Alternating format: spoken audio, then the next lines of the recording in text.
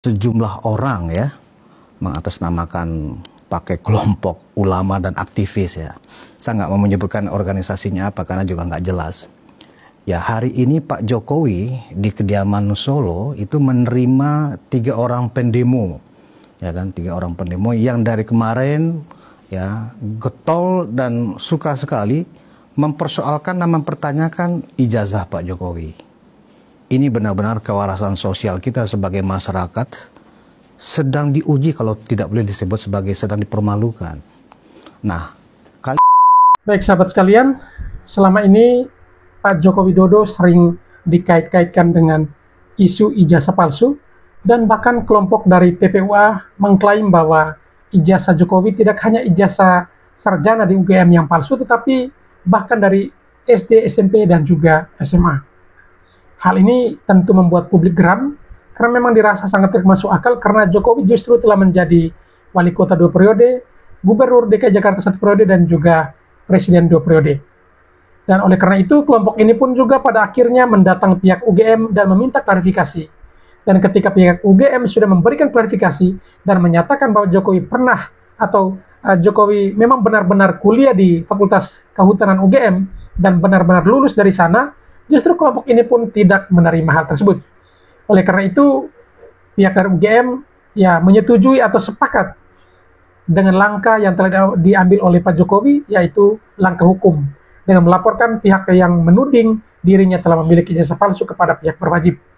Oleh karena itu, UGM mendukung langkah hukum yang diambil oleh Pak Jokowi, dan bahkan pihak UGM menyatakan siap jika dimintai keterangan sebagai saksi akan kasus ini. Baik, hal ini akan dibedah dalam sebuah podcast, yaitu dari Ruang Konsensus, yang kita akan dengar bagaimana pembicaraan atau bagaimana statement yang diberikan terkait dengan hal ini. Dan untuk tidak berpanjang kata dan juga biar tidak penasaran, kita ikuti apa saja yang ada dalam podcast ini, dan kira-kira mungkin bisa memberikan inspirasi bagi kita sekalian, paling tidak membuka wawasan kita terkait kasus yang sementara viral ini. Mari kita ikuti videonya.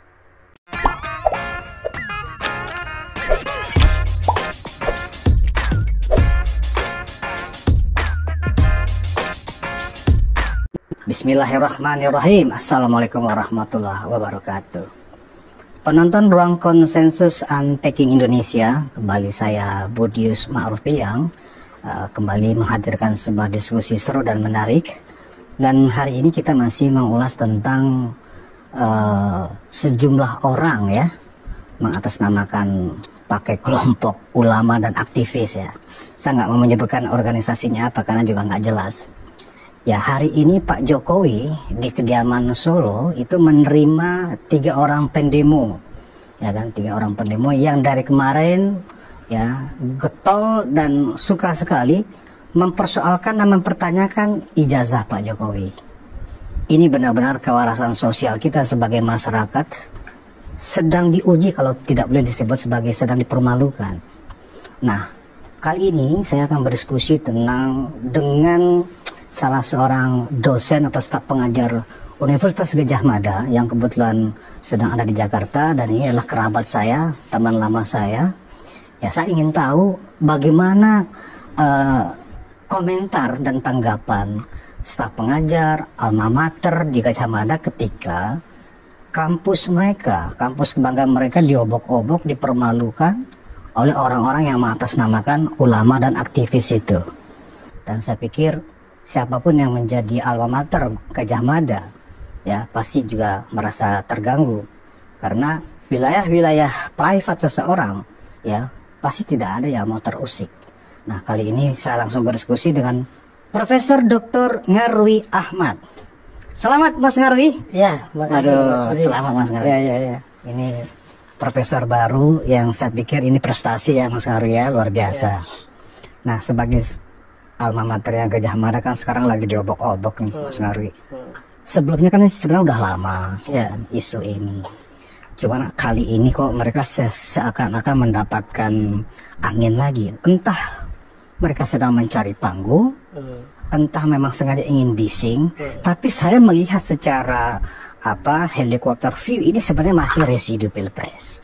Ya, kenapa saya anggap ini masih residu pilpres? Karena orang-orang yang mempersoalkan ini adalah orang-orang yang dari 2014, 2019, dan 2024 ya kalah dalam pilpres. Setidaknya jago yang mereka unggulkan itu kalah dalam pilpres. Dan mereka memainkan isu-isu yang kecurangan dan seterusnya. Dan ini semuanya dianggap tokoh atau dalang dari semua kekalahan mereka adalah Pak Jokowi. Kan begitu loh. Nah yang menariknya selain ini juga fokus mereka ke UGM. Bahkan perkembangan terbaru adalah sampai-sampai ada tuduhan Pak Jokowi dari SD, SMP, SMA itu nggak lulus. Ini kan makin aneh lagi gitu loh. Ya, kita bertanya-tanya ini maunya mereka apa sih gitu. Nah, sebagai seorang pakar komunikasi politik, komunikasi publik, saya ingin berdiskusi dengan Mas Ngarwi dalam waktu 1 jam ke depan, ya kan. Sepertinya ini bukan agenda tunggal, ya kan. Ini pasti agenda-agenda lain. Nah, untuk pertanyaan awal saya pengen dapat cerita dari Mas Ngarwi sebagai Civitas Akademika di Gajah Mada, sebagai staf pengajar lah setidaknya. Seperti apa suasana psikologis teman-teman di UGM dengan peristiwa ini? Ya, UGM itu kan kampus kerakyatan ya, kampus nasional. Dia punya mandat yang besar juga. Jadi kalau sudah biasa didatangi orang gitu ya, entah alumni bahkan dari luar untuk mempertanyakan sesuatu, itu hal yang biasa. Itu dulu. Dan kalau kita lihat, kita simak kemarin kan juga terbuka kan. Dari rektorat aja ada 2 wakil rektor kan yang mewakili. Walaupun mereka berharapnya sebenarnya bertemu dengan rektor, ya, rektor. Gitu. Kebetulan Bu Rektor katanya kan lagi ada acara gitu ya. Jadi, tapi itu kan sudah diterima dengan baik, bahkan dijelaskan juga, diberikan penjelasan-penjelasan, walaupun oleh pihak misalnya tadi kelompok ulama, pembela ulama aktivis, itu baru dianggap misalnya pemberian informasi dan klarifikasi, tapi belum verifikasi dan seterusnya. Itu soal pendapat lain lah ya. Tapi sebagai kampus yang juga milik publik ya, UGM saya kira sampai hari ini selalu terbuka. Nah cuma kadang-kadang yang kita dengar ya Mas Budius, itu kan tuduhan-tuduhan UGM kok sepertinya berpihak. UGM itu jangan kemudian belain Jokowi dan seterusnya, kira-kira gitulah. Iya kan selalu begitu. Dan itu dipertegas loh Bu Wening, Wakil Rektor yang memberikan penjelasan. Ini bukan dalam konteks membela siapa saja ya. Ini memberikan kebenaran, data yang bisa disampaikan saja kan gitu. Dan ingat ya, itu kan apa istilahnya ya, klarifikasi atau informasi yang disampaikan itu sesuai dengan apa yang saya kira ya yang ada di UGM. Contoh misalnya gini, kalau UGM kampus gitu ya, saya kebetulan juga ikut ngurusi prodi ya, program studi. Kalau diminta ijazah, tentu ijazah itu diberikan ketika mahasiswa sedang wisuda biasanya. Dan itu ketika diserahkan ya berarti mahasiswa atau alumni itu yang berhak memegang. Dia punya otoritas penuh gitu ya. Nah, kampus yang ya dimiliki kampus apa? Ya evidence selama dia belajar, ya. Dan ingat, itu tahun itu menunjukkan situasi yang berbeda. Saya contohkan gitu ya. Kalau di era sekarang, kita ngomong agak teknis, di jaminan mutu pendidikan itu misalnya, itu wajib Mas, setiap proses tahapan pendidikan itu ada dokumennya. Dari perencanaan mengajar, proses belajar, nilai, penilaian semuanya ya, keluar nilai, indeks kumulatif apa semuanya, sampai ini layak lulus teori apa enggak, ini bisa maju ujian apa enggak, dan seterusnya. Itu semua kalau zaman sekarang itu pasti terdokumentasi dengan baik. Ya artinya apa? Karena semua punya double backup data ya, ada yang print, ada juga yang digital. Tapi ingat ya, situasinya kan saya kira ya itu berbeda di tahun 80-an ya. Nah, di tahun 80-an yang dugaan saya ya digital itu nggak seperti sekarang kan gitu. Nah dan tentu yang dipunyai ya misalnya ya hal yang ada di UGM, dan itu yang saya kira ya dijelaskan. Tapi kan kita nggak bisa juga ya membongkar informasi pribadi orang sembarangan. Tidak bisa membongkar pribadi. Iya dong, kan informasi pribadi orang secara sembarangan. Saya tanya Mas Budius saya seorang dokter. Menjadi orang yang dipercaya ya, pasien punya catatan ya. Apakah bisa ditanya orang, Pak ini Ibu ini itu sebenarnya kondisinya gimana, catatannya gimana? Itu kan nggak bisa juga informasi pribadi itu terus dibongkar-bongkar begitu saja tanpa proses pengadilan misalnya, kecuali ada perintah pengadilan yang menjadikan bagian dari itu harus disampaikan kepada publik ya, seperti itu. Dan sebenarnya menarik ya soal ini ya, soal kita ngomong ini dulu, ijazah dulu ya. apa ya? Tadi ditanyakan situasi atau suasana psikologis gitu ya. Saya ketemu dengan banyak senior gitu ya, dan banyak juga alumni yang senior juga yang lulus menjelang 85-an, 90-an ya, dan seterusnya generasi itu. Banyak diantaranya ya yang tidak bekerja di pemerintahan khususnya, itu bahkan tidak peduli soal ijazah. Enggak, serius ini, ini serius saya ngomong. Saya punya teman misalnya, saya tanya, Bang, dulu lupa saya bilang angkatannya sih inilah pokoknya, dosen yang mungkin masih ada teman saya dosen sih ini gitu. Tapi ijazah itu dari saya dulu sampai sekarang nggak pernah saya pakai. Padahal dia sekarang itu udah, kalau orang udah masa pensiun, masa ini gitu ya, nggak dalam masa produktif pekerjaan gitu. Nah, jangankan alumni gitu ya, saya punya cerita tapi nggak bisa saya detail ya. Tapi ada senior saya, profesor mas, profesor gitu ya. Dulu di tahun-tahun katakanlah 90-an itu kan beasiswa nggak seperti era-era 10 tahun terakhir ya. Dosen pun harus cari-cari beasiswa sendiri kan. Suatu saat dapat beasiswa ke Jerman ceritanya, karena ada peneliti kan yang datang gitu ya, butuh asisten, kemudian membantu, tertarik, kemudian jadi beasiswa, dapat beasiswa. Tapi kan itu untuk berangkat ke sana kan butuh modal, artinya butuh biaya lagi gitu ya.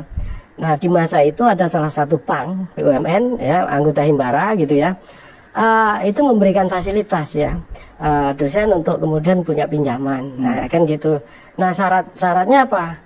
Kalau zaman sekarang kan sertifikat ya, misalnya punya rumah punya sertifikat. Kalau itu ijazah. Iya. Tapi bukan ini yang lebih menarik. Istilahnya kata orang ijazahnya disekolahkan. Iya, ijazahnya disekolahkan, itu beneran. Ini beneran. Nah, suatu saat profesor udah selesai, sebelum jadi profesor dia ya pulang, kemudian mengajar full dengan berbagai kesibukan gitu ya. Sampai kemudian berkarir profesor, berkarir lama sampai pensiun. Nah, menjelang pensiun itu kan ya biasa ya, kepegawaian nanya, Pak, ini pengusulan untuk persiapan pensiun kan harus dokumen. Nah, dokumen itu kan dikumpulkan lagi dari ijazah S1, S2 sampai S3. Begitu dicari ijazah S2 nggak ketemu. Iya. Dan orang ini ditanya, loh kan masa nggak ada arsipnya? Nggak ada Pak di tempat saya. Di tempat rumah Bapak gimana? Saya tanya istri saya, ditanya istri. Nggak ketemu juga. Coba Bapak ingat-ingat ijazah itu di mana gitu ya. Ini ceritanya Pak. Bisa ketelingsut di mana? Ya, sebentar saya butuh waktu. Kapan saya waktu itu oh iya cari, tanyain itu di bank BUMN itu saya kan waktu itu pinjam ya, nominalnya itu mengecil ya, mengecil ya, karena masa periode itu kan udah lama banget ya. Nah, tentu sebagian udah dilunasi, sebagian masih ada sisanya karena ijazah masih di situ. Nah, terus benar pegawai mengecek ke sana, ternyata ijazahnya ada di arsipnya Bank Himbara itu. Ya ini tuh contoh gitu loh, sampai lupa ijazahnya di mana. Jadi artinya apa? Tidak hilang, tapi kemudian kan contohnya adalah ya sebenarnya profesor senior kurang terlalu peduli. Karena apa? Bukan apa-apa ya. Mereka fokus mengajar keilmuan, mereka fokus mendidik ya, mereka fokus untuk riset pengembangan keilmuan di bidang-bidangnya itu gitu. Jadi saya kira memang itu kan aspek administratif ya, yang sekarang memang kemudian hal ini menjadi hal yang sangat penting karena dianggap sebagai ini jujur apa enggak gitu ya, ini berbohong apa enggak, seperti itu gitu ya. Dan tidak semua orang di masa itu kan hobi mendokumentasikan juga ya, foto ini gitu ya, mengarsip gitu ya. Nah, tapi terlepas dari itu, kalau kita simak ya teman-teman yang menjadi pengelola UGM itu luar biasa, udah serius ya, artinya berusaha memfasilitasi apa yang diminta gitu ya. Nah, ini kan oleh kelompok ini kan UGM sudah dengan mudahnya dituduh gitu loh, Mas Ngarwi. Tuduhannya pun ya cukup dengan kata-kata yang nggak pas lah ya, misalnya UGM berbohong, UGM sudah menipu dan seterusnya gitu loh, karena tidak mau mengabulkan permintaan mereka. Apa itu permintaan mereka? Supaya melihatkan skripsi, mana skripsi aslinya Pak Jokowi, mana ijazah aslinya Pak Jokowi. Hanya karena nggak mau dilihatkan, kemudian UGM dituduh serta-merta seperti itu. Ini kan lembaga besar. Nah, maksud saya dari kemarin itu apa yang Mas Ngarwi teropong dari teman-teman Alma Mater dengan sikap kawan-kawan yang mengatasnamakan demokrasi, kebebasan berpendapat dan seterusnya, bahkan dibawa-bawa lagi ini keterbukaan informasi publik dan seterusnya. Yang pertama begini, kalau yang kemarin-kemarin datang bersilaturahmi ke rektorat yang saya simak ya, ada Mas Roy, ada Bu Dr. Tifa, ada juga Pak Rismon gitu ya, beliau-beliau alumni UGM semua, ya kan gitu. Artinya itu biasa di UGM ya, sesama alumni itu kita berbeda pendapat, saling itu hal yang kita dari zaman kuliah udah terbiasa. Tetapi memang ini karena menyangkut Pak Jokowi itu yang kemudian luar biasa ramai kan gitu. Nah, soal tuntutan misalnya pengen mengerti mendapatkan bukti informasi semuanya, saya kira itu juga tidak ada masalah ya. Dan kita lihat ya, baik kalau kita simak ya dari fakultas dan universitas kehutanan dan UGM itu sudah mencoba memberikan informasi ya. Maksudnya gini, kira-kira gini ya, dalam hal bukti di mana seseorang kuliah misalnya, itu kan banyak hal ya, tidak hanya kertas ya. Biasanya itu orang yang kuliah di UGM juga punya angkatan ya, walaupun kemarin ditanyakan loh kok datang, itu kan kita tidak minta itu. Temannya Jokowi itu Mas Roy sempat ngomong gitu ya, yang untuk apa juga mereka datang misalnya begitu. Tapi kan itu nggak masalah, wong itu pengen menunjukkan juga ya, misalnya bahwa keberadaan mereka itu kawan seangkatan dan seterusnya misalnya begitu. Ada beberapa misinformasi atau bahkan disinformasi yang saya simak itu terjadi juga, Mas Budi. Contohnya begini. Ada disebut kemarin Mas Roy juga waktu klarifikasi Abisana itu juga menyampaikan di situ nggak ada tertera deskripsinya misalnya itu nama Pak Kasmujo misalnya. Nah kalau kita simak dari sumber-sumber ini aja, saya contoh sumber websitenya Kagama misalnya. Waktu tahun 2000 berapa itu Pak Jokowi ketika presiden 2014 kalau nggak salah, bahkan mungkin 2019 dipublish ulang juga. Pak Kasmujo itu kan di acara itu disebut sebagai dosen pembimbing, tapi bukan pembimbing skripsi, pembimbing akademik. Betul. Nah, pembimbing skripsi lain lagi. Nah, semua proses di UGM itu kita mahasiswa punya dosen pembimbing dua, yang satu pembimbing akademik, yang satu pembimbing skripsi. Kalau pembimbing akademik memang dia tidak rata-rata ya, tidak 100% langsung jadi pembimbing skripsi. Betul. Makanya kalau dicari skripsinya juga nggak ada kan gitu. Tapi kalau kemudian bimbing skripsi tentu biasanya orang yang yang bimbing dan itu juga bisa ditelusuri. Nah kebetulan nama beliau yang bimbing itu profesor siapa itu saya lupa, Pak Sudiro, bukan Ahmad Sudiro, sudah siapa itu sudah meninggal. Pak Jokowi ya. Saya di sini sedang bicara fakta hukum atau forensik ya. Tapi kita bicara soal peristiwa saja gitu. Nah dan kalau kita lihat ya kultur akademik di UGM di generasi di atas saya, Mas Budius, dosen itu jauh lebih konservatif. Dalam artian positif ya. Tidak semua mahasiswa itu mampu misalnya atau dipermudah untuk naik tingkat. Dulu kan bukan, kalau zaman kurikulum SKS ini kan baru, artinya tahun 90-an NKK-BKK itu yang diperlakukan. Tapi sebelum itu kan sesungguhnya juga SKS nggak seketat sekarang, jaminan mutu nggak seketat sekarang. Sekarang sangat ketat. Nah zaman dulu dosennya yang sangat lebih konservatif. Misalnya kalau ini nggak layak naik tingkat, ini nggak layak lulus, ada kemungkinan sangat tidak diluluskan. Jadi makanya di UGM itu di generasi data saya banyak dikenal dosen killer. Kenapa? Banyak senior pernah saya tanya juga, semangatnya itu bukan pengen nunjukkan saya ini dosen hebat dan killer, tidak. Tapi dengan cara mendidik itu pengen mahasiswa murid saya itu kalau jadi tokoh, jadi orang lulus, jadi orang pintar itu orang hebat. Bangga dengan alumninya sebagai lulusan yang hebat, ya. Bukan bangga dengan dirinya sebagai orang yang bersulit orang kan gitu. Nah, tetapi banyak catatan-catatan yang sifatnya konservatif. Bahkan banyak teman senior dulu cerita ya, kalau dosen itu bimbingan. Dulu kan pakai mesin ketik ditempel gitu ya.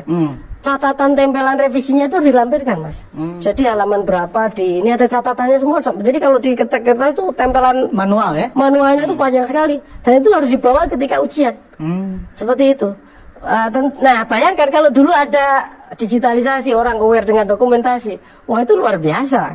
Tapi di masa itu kan nggak ada, ya, nggak ada. Nah, SOP-nya tentu berbeda. Kalau zaman sekarang kan harus ada misalnya catatan bimbingan, ya, kemudian dokumentasi, arsip, pengesahan semua dan seterusnya seperti itu. Walaupun mungkin ada kemiripan di masa-masa sebelumnya, tetapi secara administratif saya kira lebih ketat sekarang gitu loh. Nah, balik lagi soal keterbukaan tadi ya. Memang badan publik, ya, saya juga pengajar komunikasi ya. Keterbukaan informasi publik itu bagus dan semangatnya luar biasa karena kita negara demokrasi harus kita jaga keterbukaan informasi publik. Dan badan publik memang punya kewajiban kalau dia diminta sesuai dengan aturan undang-undang kan gitu. Nah, undang-undang KIP itu kan disahkan 2018 dan di situ ditegaskan di pasal 64 berlaku 2 tahun kemudian. Nah, ini ingat ya, 2 tahun kemudian 2010. Nah, tapi undang-undang ini kan tidak berlaku surut, Mas. Betul. Jadi ini 2010. Coba bayangkan kalau kemudian semua badan publik 2008 atau 2018? KIP. 2008. 2008. Ya, 2008 kemudian berlaku, kemudian 2 tahun kemudian 2010. Ya. Bayangkan kalau semua badan publik diminta gitu ya, sampai ke arsip, sampai ke katakanlah 50-an, 60-an. Saya kira itu menyulitkan, makanya undang-undang ini tidak berlaku surut gitu ya. Ya kita masa mengatur sesuatu yang peristiwanya sudah lewat ya, kecuali mungkin ada keputusan pengadilan tertentu yang memang wajib diinvestigasi sampai ke sana. Saya tidak ahli hukum soal itu, tetapi itu masuk akal gitu loh. Nah, makanya kalau kemudian menuntut badan publik untuk menyajikan informasi seselengkap mungkin ya, tentu semampu yang dimiliki oleh badan publik itu sendiri gitu, termasuk UGM kan gitu. Nah, tapi UGM saya kira para pengelola semua senior itu merasa punya kewajiban moral untuk memberikan penjelasan. Kita kalau dikatakan misalnya membela, saya kira tidak. Semua alumni dilayani sama, gitu loh. Semua alumni itu istilahnya ya mungkin tidak hanya Pak Jokowi ya, siapapun misalnya yang ya UGM juga pasti akan berusaha memberikan penjelasan yang diminta. Cuma karena Pak Jokowi ini tokoh nasional, alumni UGM gitu ya, terus kemudian masuk dalam isu-isu kontroversi misalnya begitu, ada penggemar, ada juga yang mengkritik termasuk yang tadi misalnya. Nah itu yang kemudian isu ini terus-menerus memanas. Makanya isu ijazah Pak Jokowi ini kesannya kan kayak isu musiman, akan terus seperti kaset yang terus-menerus berputar kaset gitu. lama yang diulang-ulang. Ya seperti itu gitu. Dan kalau kita simak kan nggak hanya ijazah S1-nya kan, di hari yang sama kalau nggak salah juga ada komunitas advokat atau siapa itu yang menuntut keabsahan ijazah SMA kan, seperti itu. Dan ini saya kira ya mungkin kritik yang salah satunya adalah memang bersumber dari ketidakpuasan, atau kalau tadi itu misalnya kekalahan dalam mengusung calon misalnya. Tapi itu ya nggak ada masalah sejauh bahwa negara kita kan negara hukum juga, Bung Budi ya. Jadi siapapun punya hak untuk melakukan proses hukum. Tetapi kan Pak Jokowi juga sudah ada kan tim pengacaranya kan yang mengatakan ya siapa yang kemudian mendalilkan, yang membuktikan. Makanya waktu klarifikasi itu kan Pak Jokowi menyatakan ada 3 hal tuh kalau kita simak. Yang pertama kan dia mengatakan tidak ada kewajiban ya bagi dirinya untuk menunjukkan kan gitu. Ya orang kan bisa diminta. Saya minta misalnya KTP Mas Budius ya. Tentu apakah orang meragukan nggak punya KTP, pasti punya lah, wong kita warga negara legal kan gitu. Tapi kan tidak wajib juga, tidak wajib ditunjukkan gitu. Nah itu Pak Jokowi itu. Yang kedua soal kewenangan, memang bisa memaksa kewenangan orang tanpa putusan pengadilan loh ya. Nah itu kan orang kalau sekedar minta klarifikasi ya saya kira kalau nggak punya kewenangan, untuk bisa kewenangan dia harus punya standing position kan di proses hukum itu sendiri. Saya sepakat dengan gitu. Prof Ngarwi bahwa sebenarnya pihak UGM sudah melayani dengan baik ya kemarin itu ya, sudah memberikan respon yang sangat produktif dan sangat positif. Nah kemudian mereka tetap merasa tidak puas, dan ketidakpuasan itu dimanifestasikan dalam statement-statement ke media yang itu jelas tidak menguntungkan buat Gajah Mada gitu loh Mas Ngarwi. Nah maksud saya Sivitas Akademik kan terganggu tuh dengan tuduhan-tuduhan yang seperti UGM pembohong, tukang tipu dan seterusnya gitu. Ya kalau terganggu, ya saya kira terganggu lah Mas Budis. Cuma kan UGM itu ya walaupun banyak pengajarnya itu mayoritas kan pengajar beragam seluruh Indonesia ya. Sukunya juga macam-macam. Karena kita universitas nasional. Tapi kan hidup dalam lingkungan budaya Jawa. Jadi kadang-kala tidak diramaikan, tidak disampaikan secara terbuka gitu ya. Jadi kalau dikatakan, bayangkan misalnya tuh teman-teman dosen ya yang bekerja mengajar, menyiapkan mata kuliah, kemudian menyampaikan, mengajar di kelas ya, mendidik mahasiswa, mensupervisi ya, dengan berbagai keterbatasan juga misalnya. Kemudian dituduh semua proses itu abal-abal, kan lucu. Iya kan? Mengajar tiap semester misalnya bisa 10 mata kuliah, bahkan itu melampaui beban dia gitu ya. Harus menyiapkan tiap materi tiap minggu gitu ya, harus membaca, harus mengekstrak ini, harus menyiapkan lab kalau dia harus ini, harus mengajak misalnya kalau dia di lapangan studi lapangan ya. kemudian dituduh abal-abal. Coba dibayangkan kan gitu. Tereduksi karena ini yang hidup di Gajah Mada itu adalah budaya Jawa yang lebih kental gitu ya. Ya, seperti itulah kira-kira. Makanya apa namanya? Ya mereka memaklumi, teman-teman memaklumi. Sangat mengerti bahwa ada yang misalnya pengen menuntut transparansi. Ya itu wajar, itu hal yang biasa. Kita badan publik juga sadar soal itu, teman-teman juga, apalagi pengelola universitas, mereka sudah sangat aware dengan itu. Dan saya kira apa namanya, ya Gajah Mada itu punya mandat yang besar ya. Kalau kita simak dari kelahirannya kan dia Universitas Republikan. Republikan itu ketika Indonesia berdiri dalam situasi transisi, ibu kota pindah ke Jogja, maka harus ada universitas yang bisa menopang nasional, yang bisa menopang. Bayangkan di masa itu para dosen itu mungkin gajinya ya belum jelas gitu ya. Bahkan kayak di departemen saya ada 3 dosen perintis itu, dosen senior. Bayangkan dulu satu departemen itu diasuh 1 dosen, udah nambah 1 lagi dosen, 3 dosen. Dan dia harus ngurusi banyak mahasiswa. Dan dia mungkin ya gajinya belum jelas di masa itu. Itu pun masih bisa melahirkan murid-murid lagi yang bagus. Ini yang saya bilang, kampus itu komunitas epistemik yang kadang-kala karena dia pengen gitu ya, punya visi, pengen menopang visi tertentu termasuk visi Indonesia sebagai sebuah negara, republik gitu ya. Itu kadang-kala apa namanya, dengan berbagai keterbatasan dia berusaha untuk survive dan berkembang. Nah, di era-era sekarang saja mungkin sistem udah tertata dengan baik ya. Di masa dulu, wah itu saya kira kalau cerita senior-senior para generasi perintis pendiri itu lebih susahnya minta ampun ya. Misalnya gedung nggak punya, makanya dulu kuliahnya di Pagilaran kan. Tahun 70-an baru pindah Bulak Sumur misalnya seperti itu ya, seiring dengan Republik berkembang ya dan seterusnya gitu. Nah, di sini yang saya kira apa ya, jiwa ke-UGM-an itu sudah tertanam ya di kalangan para dosen-dosen itu. Sehingga dalam situasi apapun ya, keterbatasan apapun, mereka berusaha untuk survive dan mengembangkan diri dan juga memberikan kontribusi. Nah, ini itu tentu ya secara administratif kebijakan-kebijakan yang terkait dengan jaminan mutu, proses ini itu kan berkembang di masanya masing-masing. Kalau masa sekarang, kalau kita melihat masa lalu diukur dengan masa sekarang kan beda, Mas Budius. Saya contohkan gini dah. Ya mungkin karena Pak Jokowi ini dianggap figur kontroversial ya, ada yang menganggap jasanya besar, tapi ada yang menganggap juga menyisakan masalah gitu ya. Itu wajar dalam demokrasi. Maka Pak Jokowi menjadi sorotan. Dan salah satu target mungkin ya paling enggak reputasi dia lah terdowngrade kan gitu. Tetapi sampai akhirnya menanyakan ijazah. Tapi ingat nggak? Pernah nggak kita nanya kalau di undang-undang dasar kita kan nggak ada itu syarat presiden ijazah, itu kan diatur di undang-undang ketika dia nyapres kan ya, gitu. Ya, dan kita soal dokumen, autentisitas dokumen itu sesungguhnya ini baru muncul di masa Pak Jokowi. Kita nggak pernah menanyakan tuh ijazahnya apa namanya di sebelumnya ya, Pak SBY gitu ya, ijazahnya Bu Mega, ijazahnya Gus Dur, ijazahnya Pak Habibie, bahkan ijazahnya Bung Karno loh. Kita nggak pernah menanyakan. Apalagi ijazahnya Pak Harto ya kan? Ya ijazahnya Pak Harto juga kita nggak pernah nanyakan itu gitu loh.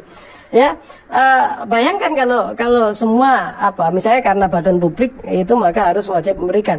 Ya, Undang-Undang KIP lahir 2008. Ya kita disuruh misalnya mencari contoh gitu ya, ada yang nanyakan jasanya Bung Karno, itu kan susah juga gitu. Walaupun saya yakin beliau-beliau di keluarganya mungkin menyimpan, tetapi istilahnya Pak Harto misalnya begitu atau siapa gitu ya, belum lagi seluruh pejabat seluruh Indonesia. Jadi kita juga kalau mengukur sesuatu itu saya kira dengan zamannya juga ya, dan ya badan publik itu memang wajib ya istilahnya memelihara keterbukaan dengan menjaga transparansi. Tetapi juga saya kira juga di sini sesuai dengan aturan yang ada di undang-undang. Jadi misalnya ada perintah nggak ada undang-undang gitu ya, ada ini nggak dari putusan pengadilan misalnya begitu, itu jadi pertimbangan utama ya. Jadi Civitas Akademika menganggap ini hal yang biasa, dan kalau toh memang ada ungkapan-ungkapan yang tidak enak itu, ya itu bagian dari ekspresi mereka yang merasa tidak puas, itu jangan biasa ya, tidak akan melakukan semacam apakah secara institusi UGM nanti akan melakukan penuntutan kepada mereka yang mengeluarkan tuduhan-tuduhan itu, Mas Prof Ngarwi. Saya harus makanya Prof Ngarwi ini sekarang. Enggak, Prof itu biasanya di kampus. Gini, tradisi UGM itu biasanya jarang ya yang kemudian melakukan penuntutan, itu saya jarang ketemu juga. Kalau dituntut atau turut tergugat itu sering disebut. Oh, sering disebut. Ya. Tapi yang menuntut jarang. Jarang. Setahu Bahkan saya nggak pernah kan bedanya. Iya, setahu saya sampai hari ini nggak pernah. Nah, contohnya gini, yang ini aja yang kalau kita simak ya, yang sebelum-sebelumnya misalnya soal ijazah Pak Jokowi itu kan yang dituntut misalnya termasuk turut tergugat KPU, itu yang disebutkan. Bahkan nomor 4 itu UGM juga turut tergugat gitu kan, itu sering itu. Saya beberapa lihat dokumen-dokumen bisa dari berita-berita itu. Nah tapi begini, apa sih signifikansinya ya kayak UGM ikut misalnya menuntut balik gitu ya? Karena gini, kita kalau di institusi komunitas akademik di pendidikan, komunitas akademik juga di sana, kontribusi itu salah satunya kan bagaimana itu dirasakan oleh masyarakat dan juga dirasakan oleh alumni, ya dan mitra tentu saja.